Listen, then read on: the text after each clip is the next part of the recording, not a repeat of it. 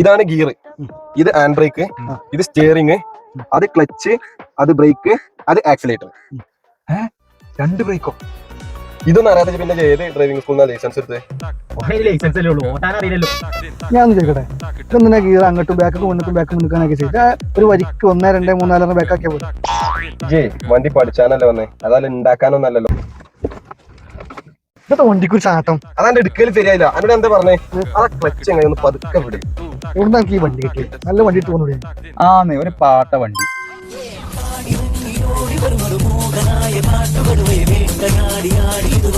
വണ്ടി കാണുമ്പോ അപ്പൊ നിർത്താം, പതുക്കെ ബ്രേക്ക് ചവിട്ടിയാണ് നിർത്തുക.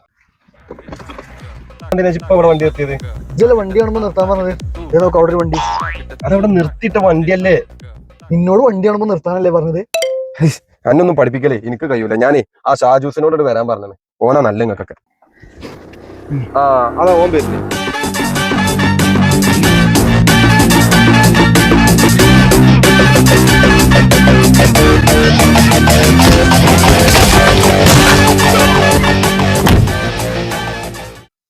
ഇതാണ് നമ്മളെ ചെക്കന്മാര്. ഇവർക്ക് എന്താ പ്രശ്നം ചോദിച്ചാല്, ചിലർക്ക് ലൈസൻസ് ഉണ്ട്, ചിലർക്ക് ലൈസൻസ് ഇല്ല. അപ്പൊ ഇവരൊക്കെ ഒന്നുകൊണ്ട് വണ്ടി നന്നാക്കിയാണ്ട് എയിമാക്കണം. അപ്പൊ ഞാൻ എന്റെ കാര്യങ്ങളൊക്കെ ഒന്ന് പറഞ്ഞു കൊടുത്താ.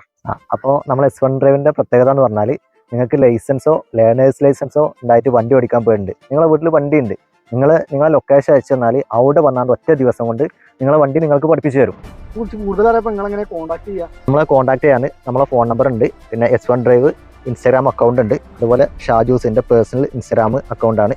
അതുപോലെ ഞാൻ എന്താണ് സർട്ടിഫൈഡ് IDTR MDS ഇൻസ്ട്രക്ടറാണ്. നമ്മൾ ID കാർഡും കാര്യങ്ങളും സർട്ടിഫിക്കറ്റ് ഒക്കെ ഉണ്ട്. അപ്പോൾ എന്താണ് കേരളത്തിൽ എവിടെയാണെന്നുണ്ടെങ്കിലും നമ്മൾ അവിടെ വന്നാണ്ട് നിങ്ങളെ വണ്ടിയിൽ നിങ്ങൾ ലൊക്കേഷൻ അയച്ചാൽ മതി, അവിടെ വന്നാണ്ട് നിങ്ങളെ പഠിപ്പിച്ചു തരും.